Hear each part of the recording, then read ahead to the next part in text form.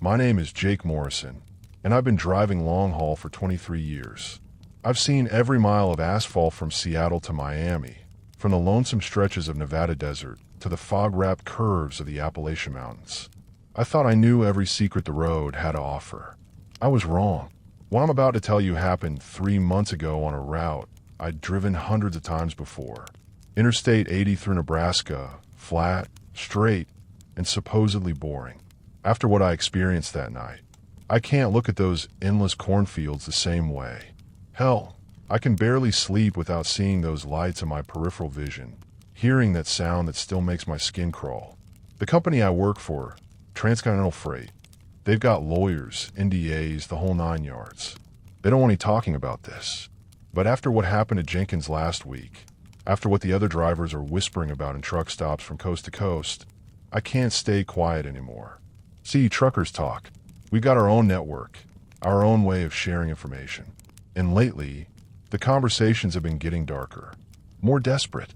Drivers are quitting without notice, abandoning routes they've driven for decades. Good men, experienced drivers, just walking away from six-figure incomes because of what they've seen out there. The brass doesn't want to acknowledge it. They keep pushing us to take the night runs, offering bonuses for the shifts nobody else will touch. They act like it's just driver shortage, supply chain issues. But we know better. We know something's hunting us out there. It started with a simple dispatch on a Tuesday morning. I was grabbing coffee at the Flying J outside Des Moines when my phone buzzed. Priority shipment, they said. Double overtime, they said. Had to be in Sacramento by Friday morning. No delays, no excuses. The cargo manifest was typical electronics components heading to some tech company. 48,000 pounds of computer parts and circuit boards. Nothing unusual about that. What was unusual was the route they wanted me to take. Instead of my normal path through Colorado, they had me going straight through Nebraska on I-80, then cutting north through Wyoming. It was longer, more fuel, more wear on the truck.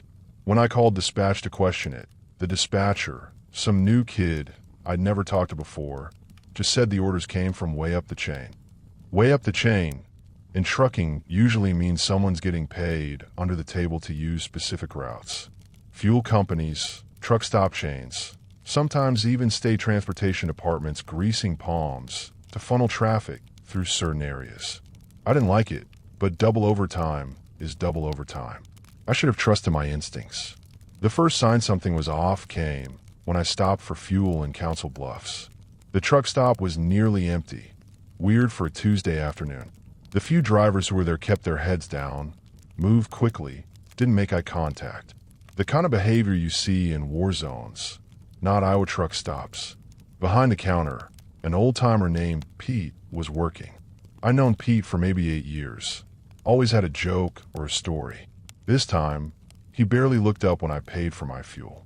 "You heading west on 80?" he asked, his voice flat.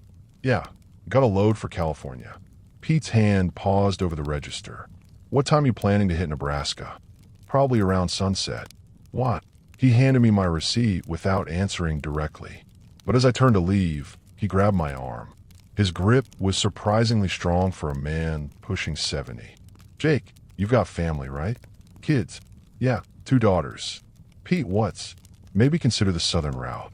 Through Kansas. I know it's longer, but what?" Pete glanced around the empty store, then leaned closer. 3 drivers in the past month. All veteran guys, all experienced.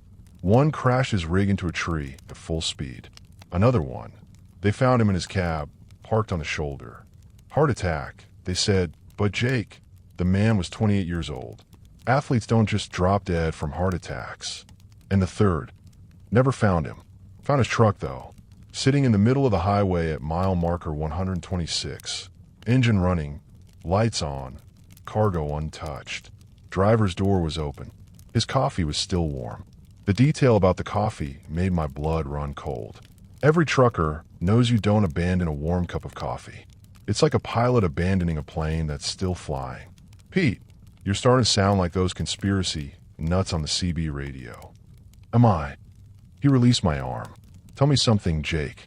In all your years driving, have you ever seen anything on I-80 through Nebraska that didn't make sense? Lights where there shouldn't be lights. Sounds that don't match anything you know. The question hit me harder than it should have. Because the truth was, I had seen things. Little things. Easy to dismiss at the time. Lights in my mirrors that disappeared when I looked directly at them. Strange shadows moving parallel to the highway in fields where nothing should be moving. The CB radio picking up voices speaking in languages that didn't sound quite human. But every driver has stories like that. The road plays tricks on your mind when you're tired, when you've been staring at asphalt for 12 hours straight. You learn to ignore the peripheral weirdness and focus on what's real. The truck, the cargo, the destination. I've got a schedule to keep, I told Pete. He nodded, but I could see the disappointment in his eyes. If you're set on going that way, do yourself a favor. Don't stop between mile markers 120 and 130. And whatever you do, don't get out of your cab if you see the lights. What lights? But Pete had already turned away, busying himself with paperwork that probably didn't need doing. I left Council Bluffs at 4:30 p.m., giving myself plenty of time to clear Nebraska before the real late-night hours. The afternoon sun was still strong, casting long shadows across the farmland. Traffic was light, a few passenger cars, the occasional pickup truck, but very few semis. That should have been my second warning sign. I-80 through Nebraska usually has steady truck traffic. It's a major commercial artery, one of the primary routes for goods moving between the coasts. But as I rolled west, the highway seemed almost abandoned. Every few miles, I'd pass a truck stop or rest area, and they were all the same, nearly empty, with a few vehicles present clustered near the buildings like they were afraid to venture too far from artificial light. The CB radio was unusually quiet too. Normally, you've got drivers chatting, warning each other about speed traps, sharing road conditions. But today, Channel 19 was silent except for the occasional burst of static. Around mile marker 90, I tried to raise another driver. Breaker 19, this is Big Jake eastbound on I-80. Anyone got their ears on? Nothing. I tried again. Any drivers on I-80 through Nebraska? This is Big Jake looking for a radio check. The static cleared for a moment, and I heard a voice. Distant, crackling, but definitely human. Jake, this is... You need to... Don't stop. They're watching. The transmission dissolved into static before I could respond. I tried calling back, but got nothing but dead air. The voice had sounded familiar, but I couldn't place it. By 6 p.m., I was approaching mile marker 120. The sun was getting low, painting the sky in shades of orange and red. The cornfields stretched endlessly on both sides of the highway, broken only by the occasional farmhouse or grain silo. It was beautiful in that stark, lonely way that the Great Plains can be, but something felt wrong. It took me a few minutes to figure out what it was. Then it hit me. There were no birds. The sky was completely empty. No hawks circling over the fields, no crows picking at roadkill, not even sparrows flitting between fence posts. The absence of wildlife was so complete it felt unnatural. At mile marker 124, I saw my first sign of the strangeness Pete had warned me about.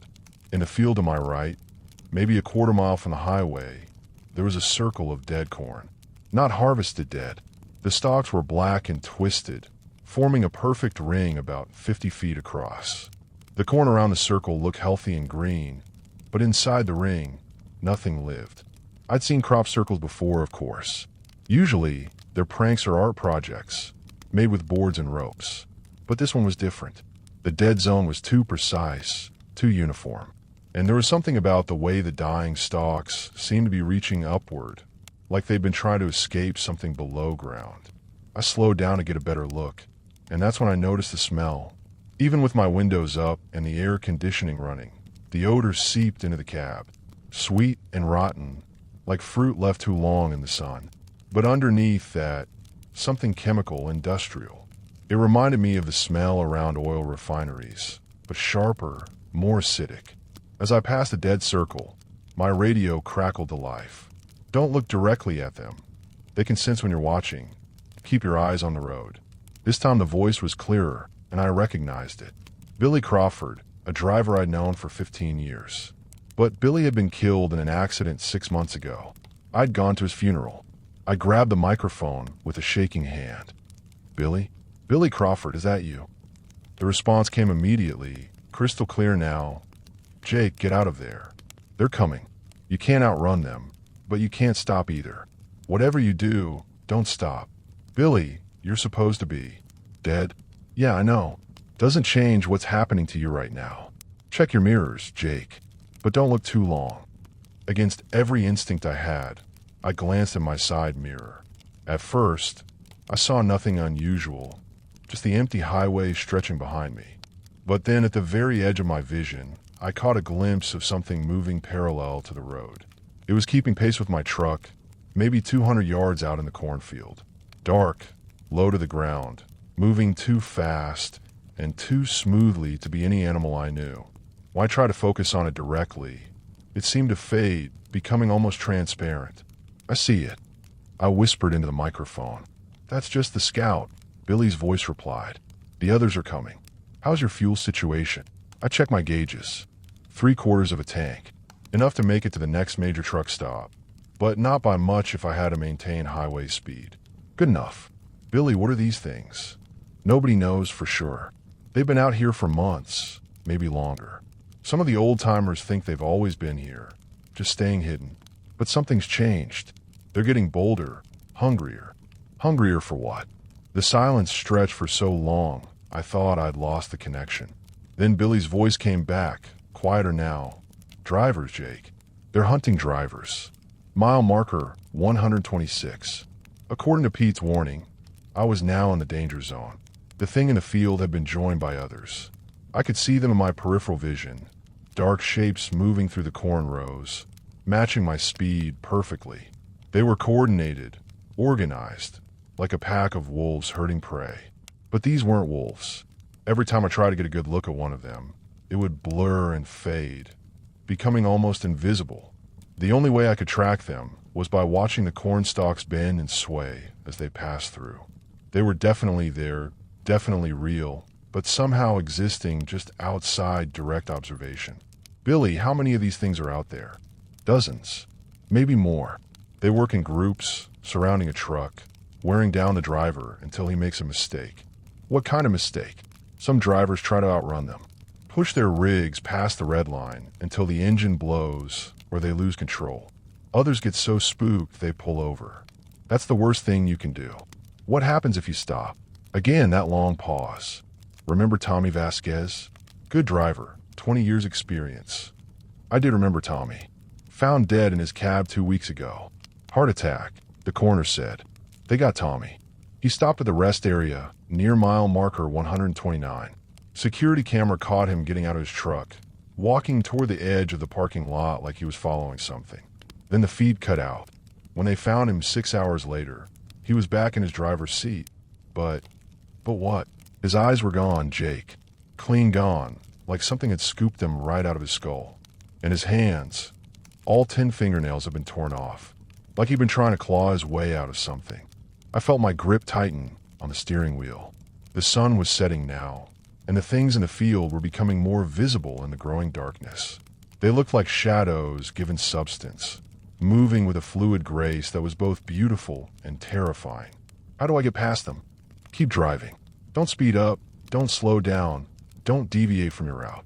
They're testing you, seeing how you react. If you panic, if you do anything unpredictable, they'll close in.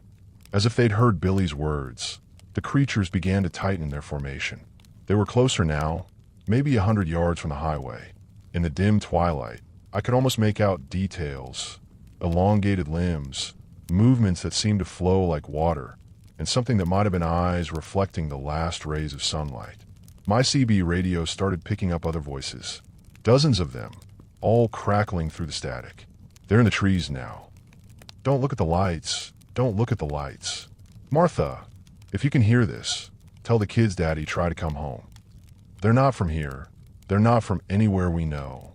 The voices overlapped, creating a chorus of fear and desperation. Some I recognized, drivers who disappeared over the past year. Others were strangers, but all carried the same note of hopeless terror. Jake, Billy's voice cut through the chaos. Whatever you're hearing, focus on my voice. The others, they're not really talking to you. They're bait. Bait for what? to get you to respond, to get you emotionally invested. The more you listen, the more they can influence your thoughts. But it was too late. I was already listening, already responding to the familiar voices of friends and colleagues I thought were dead. And as I listened, I began to see things that weren't there. In my headlights, the highway ahead seemed to shimmer and bend. The yellow center line wavered like a snake, and the asphalt itself appeared to be moving, flowing like a black river. I blinked hard, shook my head, but the illusions persisted. Billy, I'm seeing things. The road, it's not right. They're in your head now. Fight it, Jake. Focus on what you know is real. Your truck, your gauges, your cargo. Don't trust anything else. Mile marker 127. Mile marker 128. The creatures were so close now, I could hear them over the sound of my engine. Not voices, exactly, but a kind of harmonious humming that seemed to vibrate through the truck's frame. It was almost musical, hypnotic in a way that made me want to slow down and listen more carefully. That's when I realized they were trying to lure me off the road. Mile marker 129. The rest area where Tommy Vasquez had died was coming up on my right. Don't even think about it, Billy warned, reading my thoughts somehow. I know you're tired. I know this is wearing you down, but that place is a trap. The rest area looked normal enough in my headlights. A few picnic tables, some vending machines, a small building housing restrooms. But as I passed, I saw something that made my blood freeze. There were trucks parked there. At least a dozen semis lined up in neat rows, their running lights on, engines idling. But there were no drivers visible anywhere. Billy, there are trucks at the rest stop. Where are the drivers? Gone. Those rigs have been sitting there for weeks. The things use them as bait, hoping other drivers will stop to investigate or offer help. What happened to the drivers? Same thing that almost happened to Tommy. Same thing that's going to happen to you if you don't keep moving. As I passed the rest area, every truck in the parking lot suddenly turned on its headlights. Dozens of beams cut through the darkness, all pointing in my direction like searchlights. For a moment, I was completely blinded. When my vision cleared, the creatures were everywhere. They had emerged from the cornfields and were now running alongside the highway, keeping pace with my truck. In the darkness, they looked like living shadows, but I could see their eyes now, clusters of phosphorescent points that seemed to shift and dance in configurations that hurt to look at directly. Some are running on 4 legs, others on 2. Some seemed to be flowing along the ground like liquid darkness, but all of them moved with the same impossible grace, the same predatory focus. They're all around me, I reported, trying to keep my voice steady. This is the test, Billy replied. They're going to try to force you off the road. Whatever happens, don't leave the pavement. Don't stop, don't swerve, don't react to anything you see. As if responding to his words, one of the creatures suddenly darted directly in front of my truck. I had a split second to see it clearly. Something like a spider crossed with a praying mantis, but the size of a horse, with too many joints in its limbs and eyes that seemed to contain tiny galaxies. I hit the brakes instinctively, then caught myself and pressed the accelerator again. The thing dissolved into shadow just before my bumper would have connected. Good, Billy said. They're testing your reflexes. Don't give them what they want. More creatures began darting across the road. Each one was different. Some looked almost human, but moved wrong. Others were geometric impossibilities that shouldn't have been able to exist in 3-dimensional space. My mind kept trying to process what I was seeing, to categorize and understand, but every attempt just led to deeper confusion. The CB radio was going crazy now, dozens of voices overlapping. Turn around, Jake, turn around while you still can. They're beautiful, aren't they? Come closer, come see. Help us, Jake. You have to help us. The corn is singing. Can you hear the corn singing? I reached for the radio volume, planning to turn it off, but Billy's voice stopped me. Don't. If you cut off communication completely, you'll be alone with them. That's when they're strongest. Mile marker 130. I was almost through the danger zone, but the creatures weren't giving up. If anything, they were becoming more aggressive. 2 of them began running directly alongside my truck, 1 on each side. They were keeping perfect pace with my 65 miles per hour speed. Their movements so fluid, they seemed to be floating just above the ground. Every few seconds, one would reach out toward my truck with what might have been a limb or tentacle, stopping just short of making contact. They're testing the boundaries. Billy explained, seeing how close they can get without triggering your fight or flight response. What happens if they touch the truck? Nobody knows. No driver who's been touched has ever reported back. The creature on my left suddenly leaped onto the side of my trailer. I felt the impact, heard the scraping of claws or talons against metal. My mirrors showed a dark shape clinging to the side of my rig, moving forward toward the cab. Billy, one of them is on my truck. Keep driving. Don't speed up, don't slow down. They can't get through the metal, but they can sense fear. Stay calm. Easy for him to say. He was already dead. The thing reached my cab and began tapping on the passenger side window. The sound was rhythmic, almost like Morse code. Tap, tap, tap. Pause. Tap, tap, tap. Pause. I forced myself not to look directly at it, keeping my eyes fixed on the road ahead. But in my peripheral vision, I could see something pressed against the glass. Something that might have been a face, if faces could exist in dimensions humans weren't meant to perceive. The tapping continued for what felt like hours, but was probably only minutes. Then, suddenly it stopped. I felt the truck rock slightly as the creature released its grip and dropped away. Good, Billy said. You passed the first test. First test. How many are there? 3. Physical contact was 1. Next is psychological. Mile marker 131. Officially out of the danger zone. But the creatures weren't done with me yet. The attack on my mind began subtly. At first, it was just a feeling of being watched, of being judged. Then came the whispers, not through the radio, but seeming to come from inside my own skull. You killed her, Jake. You know you did. The voice was my own, but saying things I'd never thought. It was talking about my ex-wife, Sandra. We divorced 5 years ago, but it had been amicable. She was alive and well, living in Phoenix with her new husband. The accident was your fault. You knew the brakes were soft, but you drove anyway. There had been no accident. Sandra and I had simply grown apart, wanted different things. The divorce had been as friendly as these things could be. But the voice in my head insisted otherwise, bringing up detailed memories of events that had never happened. Sandra lying in a hospital bed, tubes down her throat, eyes full of accusation. The funeral I'd supposedly attended, drunk and belligerent, making a scene. Billy, I called out, they're messing with my head, making me remember things that didn't happen. That's their specialty, he replied. They feed on guilt, fear, regret. They're scanning your memories, finding the weak spots, then amplifying them. The false memories were incredibly vivid and detailed. I could smell the antiseptic of the hospital room, feel the weight of Sandra's hand going limp in mine, hear the flatline beep of the heart monitor. My rational mind knew it was all fabrication, but my emotions were responding as if it were real. And what about your daughters? When's the last time you called them? That one hit home because it contained a grain of truth. I hadn't talked to Emily and Sarah in 2 weeks. Not because of any problem between us, just the usual challenges of coordinating schedules across time zones. But the voice twisted that normal parental guilt into something monstrous. They think you abandoned them, just like you abandoned Sandra, just like you abandon everyone who gets too close. Fight it, Jake, Billy urged. Don't let them rewrite your history. But fighting required acknowledging the attack, and acknowledging it seemed to make it stronger. The more I resisted the false memories, the more detailed and convincing they became. I began to see things in my mirrors that weren't reflections of the road behind me. I saw Sandra's face, pale and accusatory. I saw my daughters as children, crying and asking why Daddy never came home. I saw myself, but older, more bitter, dying alone in some truck stop parking lot. The worst part was that some of the accusations contained enough truth to be believable. I had missed birthdays because of long hauls. I had chosen the road over relationships more times than I could count. The creatures were taking real regrets and magnifying them into overwhelming guilt. Jake, talk to me. Billy's voice cut through the mental assault. Tell me about your daughters.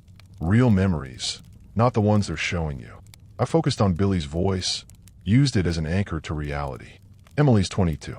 She's studying to be a veterinarian. She calls me every Sunday, tells me about her classes, her boyfriend. Sarah's 19, in college studying art. She sends me pictures of her paintings. That's right. Hold on to that. What did Emily tell you last Sunday? She said she was proud of me. Said not many dads work as hard as I do to provide for their families. The false memories began to fade. replaced by real ones. Emily's laugh when I told trucker jokes. Sarah showing me her latest artwork over video chat. Christmas mornings, birthday parties, graduations. All the moments I've been there for, despite what the creatures wanted me to believe. But the psychological assault wasn't over. It just changed tactics. Now the voice in my head was no longer talking about the past. It was talking about the future. You're going to die out here, Jake. Tonight. These things are going to tear you apart, and nobody will ever know what happened. Your daughters will spend the rest of their lives wondering why Daddy never came home. Mile marker 135. I was definitely out of the official danger zone now, but the creatures were still with me. Fewer of them, but still there, still hunting. Look at your fuel gauge, Jake. I glanced down and felt my heart skip. The needle was hovering just above empty. That was impossible. I'd had 3/4 of a tank when this started, and I'd only driven maybe 40 miles. Billy, my fuel's almost gone. That can't be right. Check your mirrors. Look at your exhaust stacks. I adjusted my mirrors and immediately saw the problem. My exhaust was billowing thick black smoke, way more than normal. Something was wrong with my engine, forcing it to burn fuel at an abnormal rate. They did something to your truck when that one climbed on it, Billy explained. Sabotage something. You're not going to make it to the next truck stop. How far to the next stop? 60 miles. Maybe 70. I did the math. At this rate of fuel consumption, I had maybe 20 miles left. 30 if I was lucky. This is how it ends, Jake. Broken down on the side of the highway, alone in the dark with them. No one coming to help because no one else is stupid enough to drive this route at night. There has to be something, I said, not sure if I was talking to Billy or to myself. There is, Billy replied, but you're not going to like it. There's an abandoned truck stop at mile marker 142, Billy continued. Been closed for 3 years, but the fuel pumps might still work. It's your only chance. Might still work. Jake, I'm not going to lie to you. That place is where this all started, where the first sightings happened, where the first drivers disappeared. I looked at my fuel gauge again. The needle was definitely moving, dropping toward empty with each passing mile. My engine was running rough now, the exhaust getting thicker. You don't have a choice, Jake. It's the truck stop or the side of the road. At least at the truck stop, you might have a chance. Billy, what happened at that truck stop? Why did it close? 3 years ago, a driver named Marcus Webb stopped there for fuel around midnight. Security cameras caught him pulling up to the pumps, getting out of his truck, starting to fuel up. Then the feed went dead. When the sun came up, they found his truck still at the pump, engine running, fuel nozzle still in the tank. But Marcus was gone. They never found him. 2 weeks later, a state trooper found what was left of him about a 1/4 mile into the cornfield. The official report said animal attack. But Jake, there aren't any animals in Nebraska that could do what was done to Marcus. Mile marker 140. The abandoned truck stop was coming up fast. What about the other drivers? The ones who disappeared after Marcus. Same pattern. They'd stop for fuel or repairs, and something would lure them away from their trucks. The smart ones, the ones who sensed danger and tried to leave, they'd find their fuel lines cut or their tires slashed. The things didn't want them leaving. But some drivers survived, right? Otherwise, how would we know what happened? Billy was quiet for a long moment. Jake, there's something I haven't told you. Something about how I died. I felt a chill that had nothing to do with the air conditioning. You said it was an accident.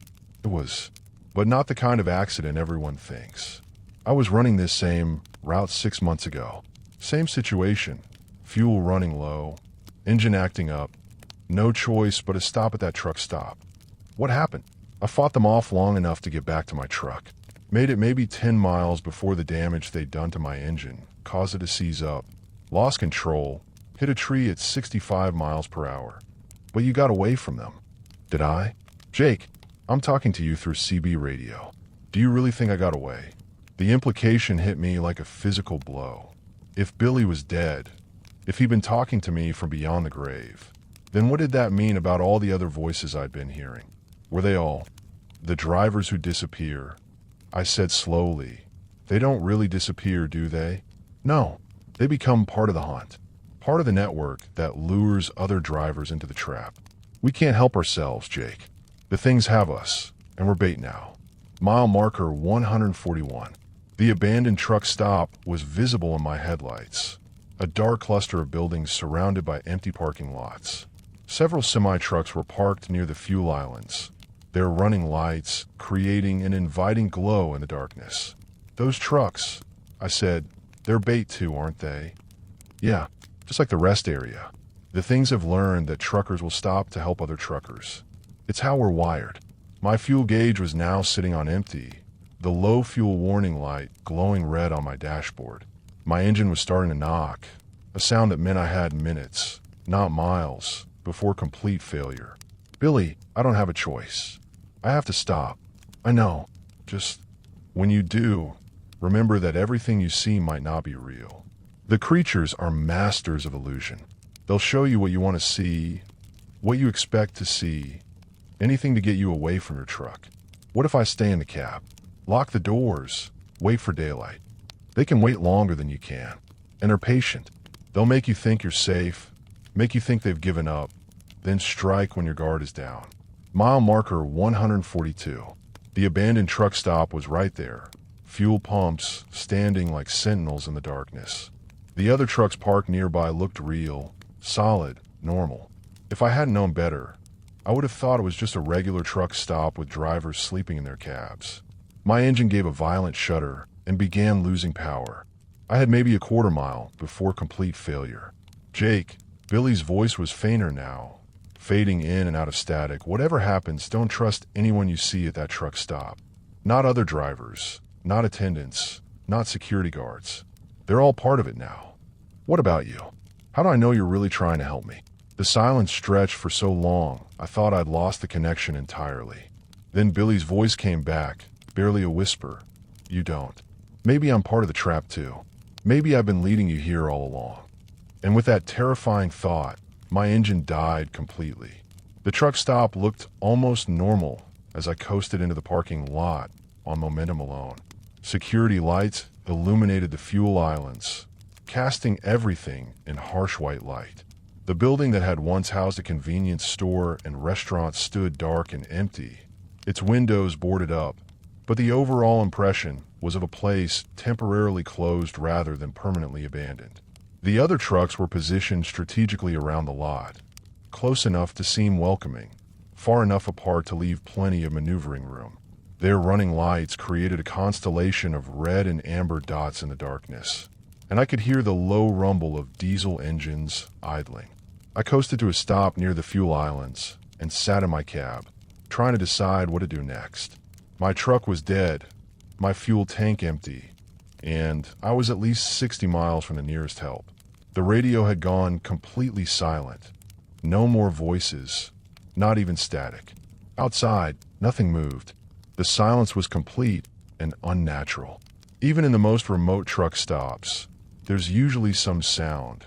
Wind through power lines, the hum of electrical equipment, the distant rumble of highway traffic. But here, there was nothing.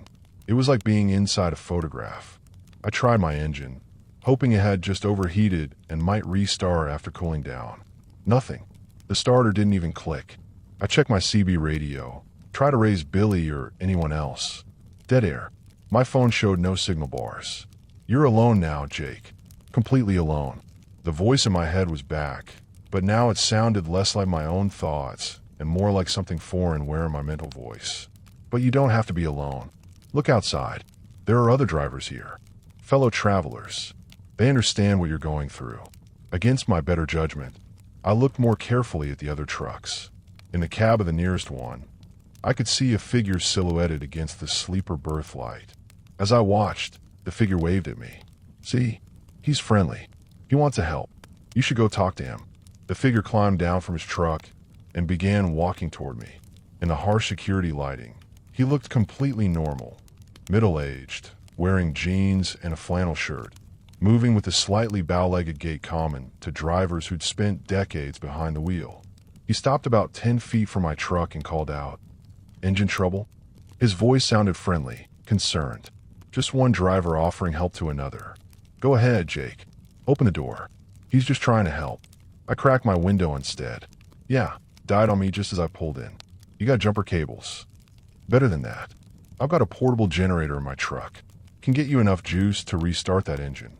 No problem. He seemed genuine, helpful. Everything about him screamed experienced trucker, from his weathered hands to the way he kept his distance, respecting the unwritten rules of truck stop etiquette. But Billy's warning echoed in my mind. Don't trust anyone you see at that truck stop. That's real kind of you. I called back, but I think it might be a fuel issue. Engine's been running rough for the last 50 miles. The man nodded sympathetically. Yeah, I heard it when you pulled in. Sounded like you were burning oil. Tell you what, why don't you come take a look at my rig? I've got diagnostic equipment, fuel additives, all kinds of stuff. Between the two of us, we can probably get you running again. He's being helpful, Jake. This is what truckers do for each other. Don't let paranoia make you rude. I was torn. Everything about the situation felt wrong. But the man's offer was exactly what I needed. And maybe Billy had been lying about the truck stop. Maybe he really was part of the trap, trying to keep me isolated and afraid. I appreciate it, I said, but I think I'll wait here for a tow truck. The man's expression didn't change, but something shifted in his posture. He moved a step closer to my truck. Friend, there's no cell service out here. No landlines either. Not since the place closed down. How you planning to call for help? He was right. I'd already checked my phone. No signal. And I hadn't seen any working payphones in years. I've got a satellite communicator. I lied. Do you now? The man's smile seemed a little too wide. That's good thinking. Modern technology. But tell me, Jake, when's the last time you checked to make sure it was working? The use of my name hit me like a physical blow. I hadn't introduced myself. There was no way this stranger could know my name unless... How do you know my name?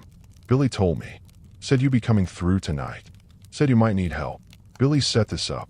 Billy led you here. Billy was never trying to help you. Billy's dead. I said, more to myself than to the man outside. Is he? Well, that's a matter of perspective, isn't it? Billy's right over there, in fact, in the blue Peterbilt. Why don't you come say hello? He pointed to one of the trucks parked near the fuel islands. As I watched, the driver's door opened and a figure climbed out. Even in the harsh security lighting, I recognized the silhouette immediately. Billy Crawford, my friend who'd been dead for 6 months. He walked over to join the first man, moving with the same easy stride I remembered from 100 truck stops. When he got close enough for me to see his face clearly, he looked exactly as I remembered, maybe a little paler, but otherwise unchanged. Hey Jake, he called out. Told you this route was dangerous. But you're here now, and that's what matters. You're supposed to be dead. Billy shrugged. Death's just another kind of road, Jake. Different rules, different destinations, but you still keep moving. What do you want? Same thing I've always wanted. To help a fellow driver. To make sure you get where you're going safely. The other man stepped closer. Jake, I know this is confusing. I know you're scared, but we're not your enemies. We're your colleagues, your friends. We've been where you are, faced what you're facing, and now we're here to guide you through it, Billy added. To make the transition as easy as possible. Transition to what? To understanding, Billy said. To seeing the truth about what's really out there. About what's really been hunting drivers on these roads. Listen to them, Jake. They're making sense. They're offering answers. But even as part of my mind was drawn to their words, another part was screaming warnings. These were my friends. They couldn't be. Billy was dead, and I'd never seen the other man before in my life. I'm staying in my truck, I said. That's your choice, Billy replied. But Jake, take a look around. Really look. You're surrounded. Against my better judgment, I checked my mirrors. The other trucks that had seemed empty were now occupied. Figures stood beside each one, all of them watching my truck with the same patient intensity. We're not keeping you here, the first man said. You're free to leave any time you want. But your truck won't start, your phone doesn't work, and it's 60 miles to the next town. You can walk if you want to, but... He gestured toward the darkness beyond the truck stop. They're out there too, waiting, as if summoned by his words. I caught glimpses of movement in the shadows beyond the security lights. The creatures from the highway, no longer bothering to hide. They formed a loose circle around the truck stop, patient and watchful. The difference is, Billy continued, we're offering you a choice. Come with us willingly, and the transition will be easy. fight us. And, well, let's just say it will be much more unpleasant. Transition to what? I demanded again. To joining the hunt, Billy said simply. To becoming one of us. To helping other drivers understand what's really happening out here. You mean to becoming bait? That's such an ugly word, the first man said. We prefer to think of ourselves as guides. Shepherds, if you will. Shepherds lead sheep to slaughter. Only if the sheep resist, Billy replied. Jake, you've seen what happens to drivers who fight. Tommy Vasquez, Marcus Webb, all the others. They suffered because they didn't understand what was being offered to them. And what exactly is being offered? Immortality of a sort. Purpose. The chance to be part of something larger than yourself. It doesn't sound so bad, Jake. Better than dying alone on the highway. I've got family, daughters who need me. Your daughters are grown women, Billy said gently. They have their own lives now. When's the last time you spent more than a few days at home? When's the last time you weren't planning your next haul? The words stung because they contained truth. I had chosen the road over everything else, year after year. My marriage had ended because I was never home. My daughters had grown up with a father who was always leaving. The road is your real family, the first man said. The highway is your true home. We're just offering you the chance to stay on it forever. As what? As a ghost? As a monster? As a guardian? Billy corrected. As someone who helps other drivers navigate the dangers out here. Jake, there are things on these roads that are far worse than us. Ancient things, hungry things. We're actually protecting drivers from them. By killing them. By giving them a choice. Join us. Or face what's really out there. The things that don't offer choices, that don't negotiate, that just consume. As he spoke, the shadows beyond the truck stop seemed to grow deeper, more active. I caught glimpses of shapes that hurt to look at directly, movements that defied geometry. You see, Billy said, we're the lesser evil, Jake. We're the devils, you know. Maybe they're right. Maybe this is the best you can hope for. I need time to think. Of course, the first man said. Take all the time you need. We'll be right here when you're ready. They walked back toward their trucks, leaving me alone in my dead cab. But I could feel their eyes on me, patient and watchful. And beyond the truck stop, other eyes watched from the darkness. I sat in my truck for what felt like hours, trying to process what I'd seen and heard. The rational part of my mind insisted that none of this could be real. Dead men don't drive trucks. Shadows don't hunt people. And creatures from nightmares don't exist. But the evidence was all around me. My truck was dead. My phone was useless. And I was surrounded by things that shouldn't exist. The CB radio crackled to life. Jake, this is Mike Torres. Can you hear me? Mike Torres. Another driver who'd supposedly died in an accident 3 months ago. I can hear you, Mike. Listen carefully. I don't have much time. Billy and the others. They're not telling you the whole truth. What do you mean? The creatures, the things that hunt drivers, they're not ancient. They're not from some primordial darkness. They're us, Jake. They're what we become when we refuse the choice. I don't understand. The truck stop, this whole setup, it's a recruitment center. They offer you a choice. Join them willingly and retain some semblance of humanity, or refuse and become one of the hunting things. Either way, you're lost. But you're talking to me now. You escaped. No, Jake. I made the choice. I joined them. But sometimes, when a driver comes through who reminds me of who I used to be, I can break free for a few minutes. Long enough to warn them. Warn them about what? There's a third option, but it requires sacrifice. What kind of sacrifice? The radio went silent for a long moment. When Mike's voice came back, it was faint and distorted. The fuel pumps here, they're not really disconnected. They're rigged to dispense something else. Something that burns hotter than diesel, burns longer. If you can get a pump number 3, if you can fuel up your truck. Mike, you're breaking up. Won't be enough to get you to safety, but it might be enough to warn others. To destroy this place before more drivers. The transmission dissolved into static. I looked out at the fuel islands.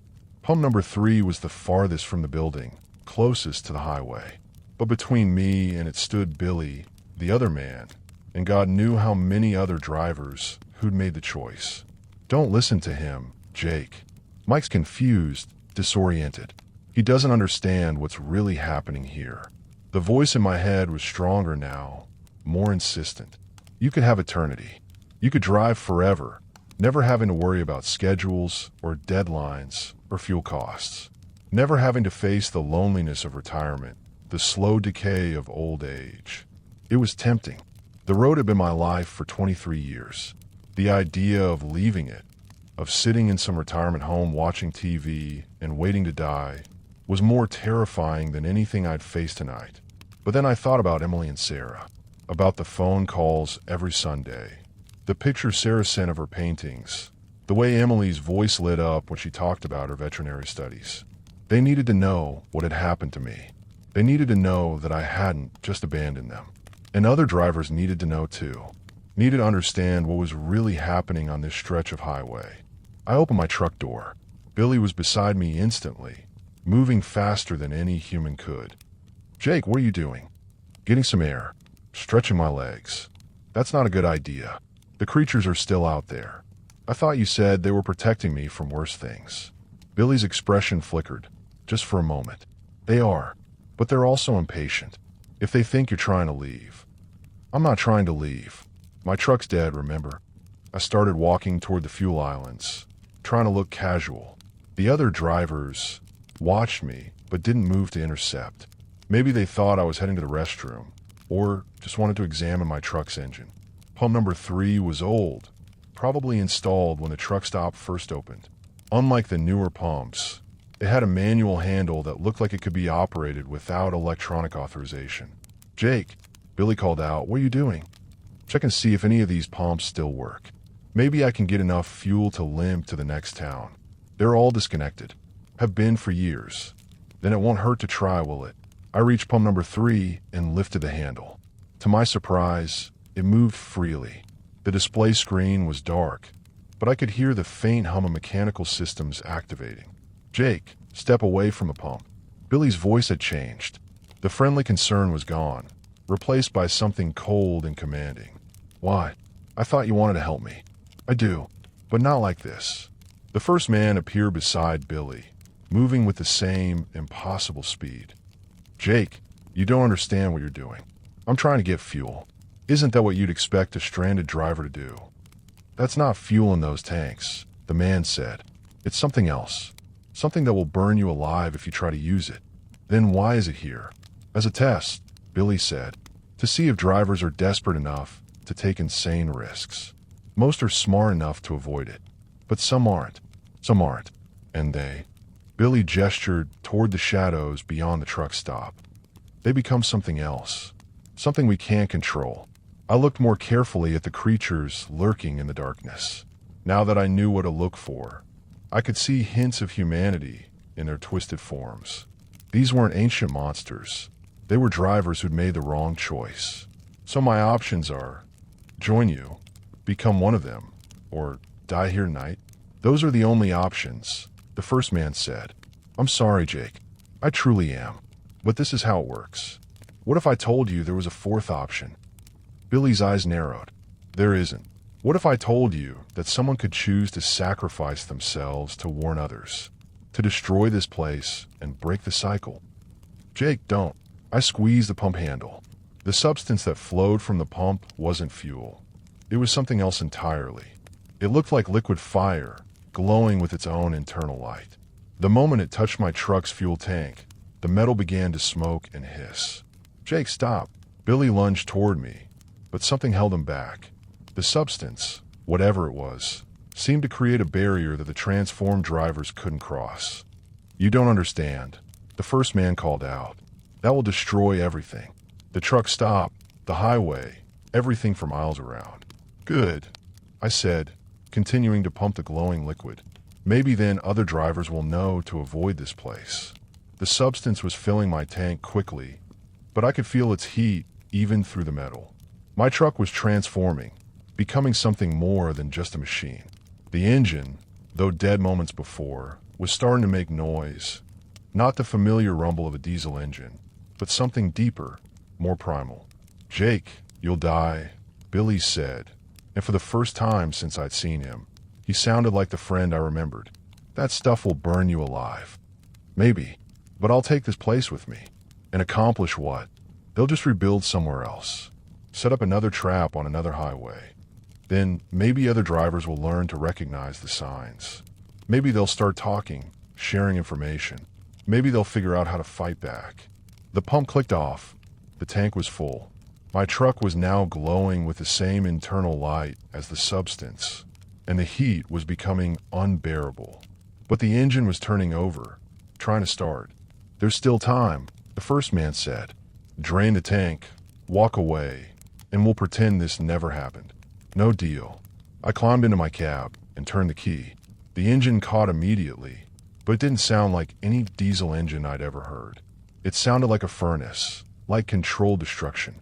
The entire truck was vibrating with barely contained energy.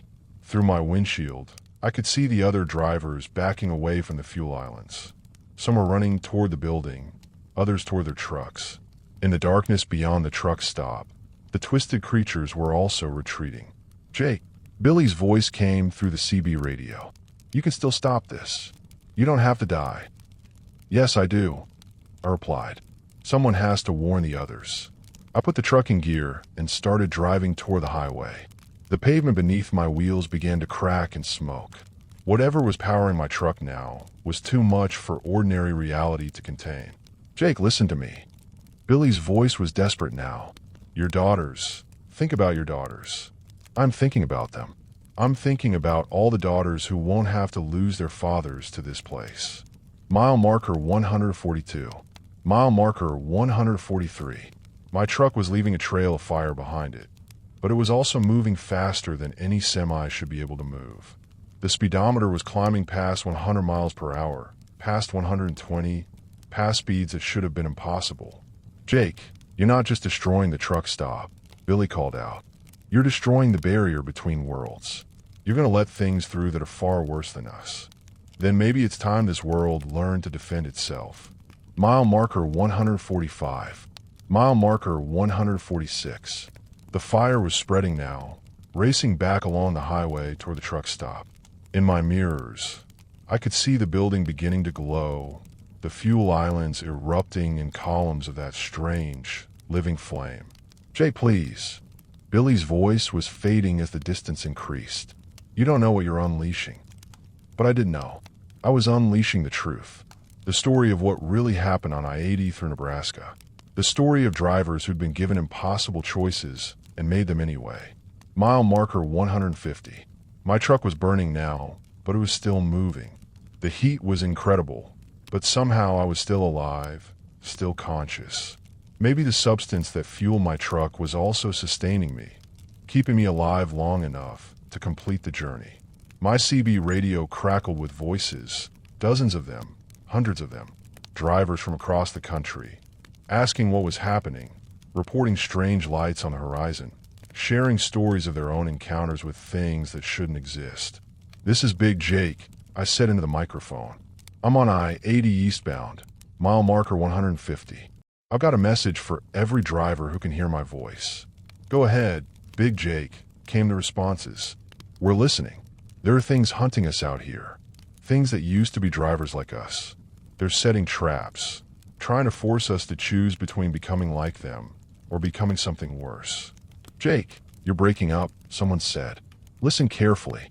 If you ever find yourself on a route you didn't choose, if your truck starts burning fuel too fast, if you hear voices on the radio from drivers you know are dead, don't stop.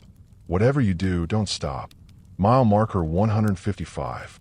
The fire was spreading faster now, racing ahead of my truck, consuming everything in its path. The cornfields were burning. The very air was burning. But other drivers were responding on the radio, sharing their own stories, their own encounters. This is Road Dog, I copy. Had something similar happen on I-75 through Ohio. Moondog here, westbound on I-10. Saw lights in the desert that try to lead me off the highway. Chrome Cowboy, I-95 through the Carolinas. Found a truck stop that wasn't on any map, wasn't supposed to exist. The network was forming. The information was spreading. Drivers were talking, sharing, warning each other. The conspiracy of silence was breaking down. Mile marker 160. My truck was almost gone now, consumed by the fire that had given it life. But I was still moving, still broadcasting, still spreading the word. Jake, a new voice came through the radio. A familiar voice. Jake, this is your dad. My father had been dead for 10 years. Dad, I'm proud of you, son. You chose the hard path, the right path. You chose to protect others instead of yourself. I'm scared, Dad. I know, but you're almost home now. Almost done. Mile marker 165. The fire was everything now. The highway, the fields, the sky itself was burning with that strange, living flame. But in the distance, I could see something else. Lights that weren't fire. Vehicles that weren't consumed by the flames. Other trucks, dozens of them, converging on the highway from all directions. Drivers who'd heard my broadcast, who were coming to see what was happening, to bear witness, to carry the story forward. This is Big Jake, I said one last time. Remember what I've told you. Share the story. Warn the others. Don't let them face this alone. The radio went silent. My truck finally gave up, the engine seizing with a sound like the world ending. But I was still moving, still traveling, carried forward by something beyond physics, beyond understanding. Mile marker 170. And then, suddenly, I wasn't burning anymore. I was sitting in my cab, engine humming normally, fuel gauge reading full. The highway ahead was clear, the sky was lightening with dawn, and my CB radio was crackling with normal truck stop chatter. Breaker 19, this is Chrome Cowboy. Anyone got a copy on the eastbound driver who was broadcasting about the truck stop? Yeah, I heard him, came the reply. Sounded like he was in real trouble. Anyone know what happened to him? Silence. I picked up my microphone. This is Big Jake, eastbound on I-80. I'm okay. Big Jake, several voices responded at once. Man, we were worried about you. You went silent there for a while. Had some engine trouble, but I'm through it now. What was all that about the truck stop? The thing's hunting drivers. I looked in my mirrors. Behind me, the highway stretched empty and normal. No fire, no smoke, no evidence of what had happened. But in the distance, I could see other trucks, dozens of them, all heading in the same direction I come from. It's a long story, I said, but drivers need to know. We need to start talking to each other, sharing information. There are things out there that prey on our isolation, our silence. Copy that, Big Jake. We're listening. And they were. Over the next hour, as the sun rose over the Nebraska plains, the CB radio filled with stories. Drivers sharing encounters they'd never talked about before, warning each other about dangerous routes, building a network of information and mutual protection. The conspiracy of silence was broken. The truth was spreading. I never found out if the truck stop was really destroyed, or if the whole experience had been some kind of test, some kind of initiation into a larger truth about what travels America's highways. But I knew one thing for certain. I wasn't the same driver who'd left Des Moines yesterday afternoon, and neither were the dozens of other drivers who'd heard my broadcast, who were now talking to each other, sharing stories, building defenses against things that hunt in the dark. That was 3 months ago. Since then, the trucking industry has changed in ways that would be invisible to outsiders, but are revolutionary to those of us who live on the road. We talk now. We share information. We've developed codes, signals, ways of warning each other about dangerous routes and suspicious truck stops. We've created a network that spans the continent, connecting drivers who might never meet face to face, but who watch out for each other nonetheless. The hunting has decreased, not stopped. It may never stop completely, but the predators have lost their most powerful weapon, our isolation. When drivers start disappearing, we notice. When routes become dangerous, we reroute. When truck stops become traps, we spread the word. Some drivers have quit, unable to handle the knowledge of what's really out there. Others have embraced it, becoming hunters themselves, tracking down the creatures that prey on our profession. A few have simply disappeared, and we don't know if they became victims or chose to join the other side. But most of us just keep driving, keep hauling freight across the endless highways, keeping America's economy moving. We're more careful now, more aware, but we're not afraid. We've faced the darkness and found that it's not as powerful as it wants us to believe. The road still calls to us. The horizon still beckons. And somewhere out there, other drivers are listening to their CB radios, sharing stories, watching out for each other. Because we're not just drivers anymore. We're guardians of the highway, protectors of the road. And as long as we stick together, as long as we keep talking, keep sharing, keep watching, the darkness will never take us by surprise again. The road has secrets, but now so do we. And that makes all the difference. Jake Morrison continues to drive long-haul routes across America. He can be reached on CB Channel 19, where he's always willing to share information with fellow drivers about safe routes and dangerous stops. If you're a driver who's experienced something unusual on the road, find him at a truck stop or raise him on the radio. The network is always growing, always listening, always ready to help. Drive safe out there. And remember, you're never alone on the highway, as long as you know how to ask for help.